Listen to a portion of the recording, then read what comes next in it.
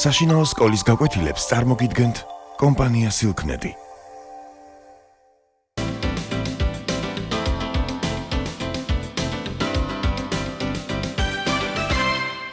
მოგესალმებით.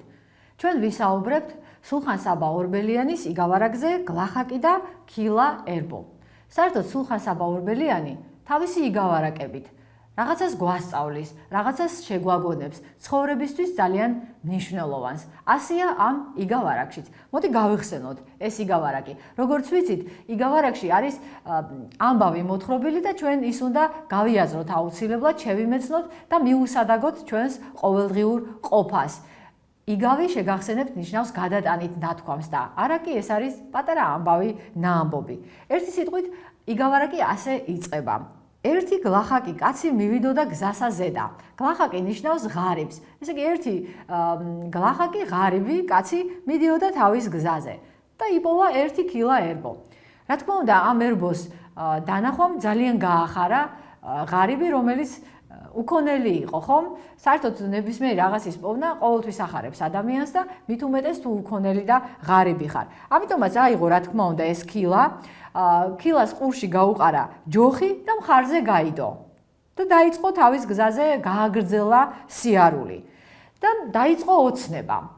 საერთოდ, რა თქმა უნდა, ოცნება ცუდი არ არის, ადამიანი მეოცნებე უნდა იყოს. საერთოდ ხომ? იმიტომ რომ ოცნება ალამაზებს ადამიანს.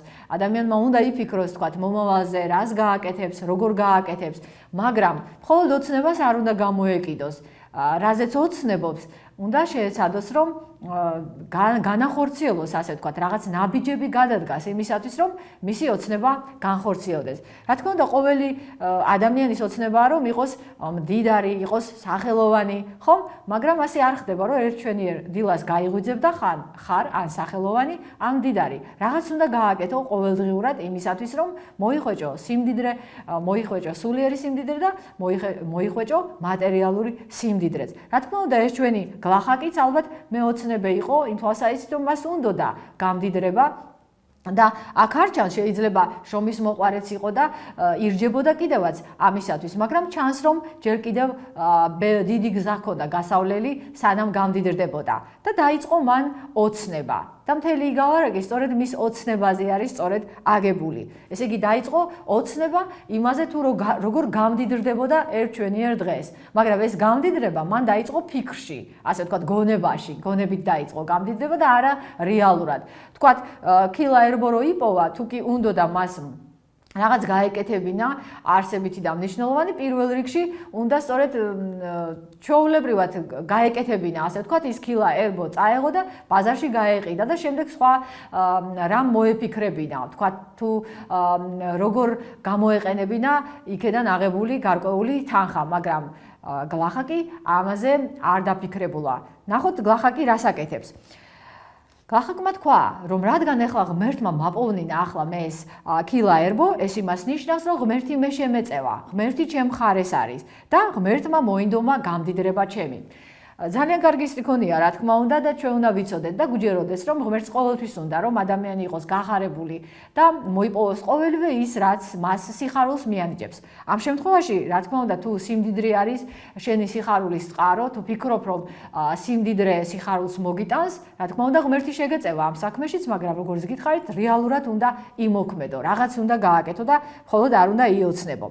ახლა ფიქრობს ეს გლახაკი. ჩავალ ქალაქში და ერბოს ნახევარ მარჩილად გავყიდი. ესე იგი დაგეგმა, დაიწყო გეგმების დაწყობა, თუ რას გააკეთებ და ამ ქილა ერბოთი. მარჩილი არის ფულის ერთეული, ფულის მცირე ერთეულია და ნახევარ მარჩილად გავყიდი. ესე იგი ზუსტად წარმოიდგინა, რამდენად გაყიდი და ამ ქილა ერბოს. შემდეგ ვიყიდი 12 ქათმის სამამლე წიწილებსო. ესე იგი შემდეგ ამ თანხით იყიდი და სამამლე წიწილებს, ესე იგი წიწილებს, რომლებიც გაიზრდებოდნენ მამლებად. რა თქმა უნდა, ამას გარკვეული შრომა და გარჯა დაჭირდებოდა და გარკვეული დრო, მაგრამ ეს რომ მართლაც რეალურად გაეკეთებინა, ხო? მაგრამ რადგან ფიქრით აკეთებდა ამას, ოცნებობდა ეს ყველაფერი, რა თქმა უნდა, წამიერად ხდებოდა ყოველივე. უცებ ესე იგი გაყიდა ეს ქილა ერბო წარმოსახვით, უცებ ესე იგი იყიდა სამამლე წიწილები და დაზარდა კიდევაც. შემდეგ დავკოდავო დავასუქებო, დავყვერავ, სწორედ ამას ნიშნავს დავკოდავ და თითო აბაზად დავყიდიო. ესე იგი წარმოიდგინა როგორ გავითოდა ბაზარში და როგორ გაყიდიდა ამ წიწილებს. შემდეგ ვიყიდი საეშვე გოჭებს. ესე იგი იყიდი და შემდეგ გოჭებს და დავასუქებ, დავაკერატებ ნიშნავს რომ დაუკოდავად დავზრდიო. და ორ მარჩილად გავყიდიო. ესე იგი უფრო მეტი თანხის შოვნა შეეძლებოდა, როდესაც აი ამ გოჭებს გაყიდდა. და ამასაც რა თქმა უნდა ფიქრით წარმოიდგენდა ყოველივეს. შემდეგ ესე იგი რადგან უფრო მეტი შესაძლებლობა ექნებოდა, იყიდი და სახარე ხბორებს. იმასაც დავზრდიო, შემდეგ იმ ხარებით მოვხნავ, მოვთესავ და აშენებული შევიქმნებიო. მართლაც ესე იგი თვითონ ეს გზა, ასე ვთქვათ, თუ როგორ წარმოიდგინა გამდიდრებისა, საკმაოდ ისეთი თვალსაჩინო არის და მართლაც შეეძლო მას, რომ სწორედ აი ამ გზით გამხდარიყო მდიდარი. ოღონდაც ამას თუ ცხოვრებაში რეალურად გააკეთებდა. და წარმოიდგინეთ, იმდენად ახვა ოცნებებს, იმდენად დაივიწყა, ასე ვთქვათ, რომ მიწაზე იყო, იმდენად დაივიწყა, რომ ის ჩვეულებრივი ღარიბი კაცი იყო და აბსოლუტურად არაფერი არ გააჩნდა, გარდა იმ ქილა ერბოსი, რომელიც იმ დღეს იპოვა. ეს ყველაფერი დაივიწყა და წარმოიდგინა, რომ ხარებით უკვე დაახნა მიწა, რაღაცა მოსავალი მოიწია, შემდეგ ესე იგი შეშა დაჭრა ტყეში. აი ამ ხარებს დაუდო ესე იგი ურემზე და ქალაქში წაიღო გასაყიდად, რათა უფრო მეტი ქონება ეშოვა. და წარმოსახვით მიდის ესე იგი ქალაქისაკენ და წარმოიდგინა, რომ წინ აქვს ხიდი, მდინარეზე გადებული არის ხიდი, რომელიც უნდა გადაიაროს. და ასეთ რამეს იტყვის.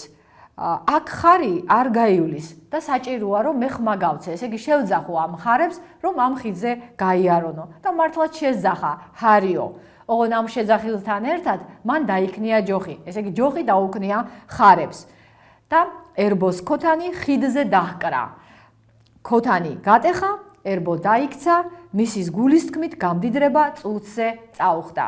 აი თითქოს ჩვენ თანაუგრძნობთ ხო აი ამ მეოცნებე კაცს, რომელმაც წარმოიდგინა თავისი გამდიდრება თავის გონებაში და თითქოს ჩვენს რაღაცნაირად თანაუგრძნობთ, როდესაც დავინახავთ, რომ უცებ როგორ გატეხს აი ამ თავის ქილა ერბოს, რომელზეც დაამყარა, ასე ვთქვათ, თავისი გამდიდრების იმედი და გვენანება და გვეცოდება ეს საწყალი მეოცნებე ადამიანი, რომელსაც მთელი ოცნებების კოშკი, ესე იგი ოცნების კოშკი, ასე ხატოვნათაც შეგვიძლია ვთქვათ, აი ერთ წამში დაემსხვრა. რა თქმა უნდა, სულხან საბას ამ იგავარაკის შეგონება სწორედ ეს არის, რომ არ უნდა ავაგოთ ფიქრით კოშკები, ციხე კოშკები. ჩვენ უნდა შევეცადოთ, რომ რეალურად თითო აგურით ჩავდოთ, ასე ვთქვათ, ჯერ საფუძველი გავთხაროთ, თუ კოშკის აგება გვინდა, ხო?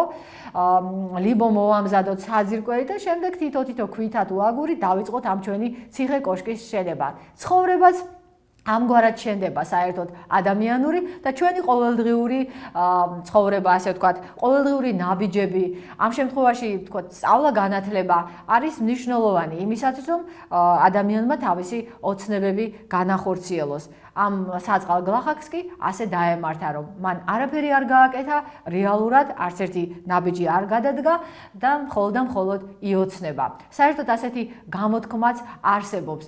თუ გინდა რომ ღმერთი გააცინო, მას შენს გეგმებზე უნდა მოუყვეო. კიდევ ანდაზა რომ არის ხალხური კაცი ბჭობდა, ღმერთი იცინოდაო. ეს რას ნიშნავს, რომ რა თქმა უნდა გეგმების დაწყობა ძალიან კარგია და წინასწარ წარმოდგენა იმისა თუ მომავალში რას გააკეთებ, ეს აუცილებელიც არის, მაგრამ მხოლოდ გეგმებს არ უნდა დასჯერდე და მხოლოდ ოცნებებს არ უნდა ახვე. არამედ რეალურად გააკეთო საქმე. იმედია რომ ამიგავარაკის გაანალიზების შესწავლის შემდეგ ცოტა სხვანაირად შეხედავთ თქვენს ყოველდღიურ ცხოვრებას და დააკვირდებით, რამდენად მოქმედებთ, ასე ვთქვათ, რას აკეთებთ იმისათვის, რომ თქვენი ოცნებები განახორციელოთ და ოცნება მხოლოდ ოცნებად არ დარჩეს.